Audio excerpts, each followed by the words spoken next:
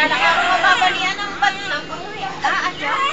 Oh, yung baby. Oh, umiiyak ako. Binubugbog ka, baby? Pero sa ospital pa din ganyan talaga. Sinasahod na sa poso. Sanay na siya magpaligo. Sa gripo. Yan, dahan-dahan ko nung ako rin. Lalo na ako.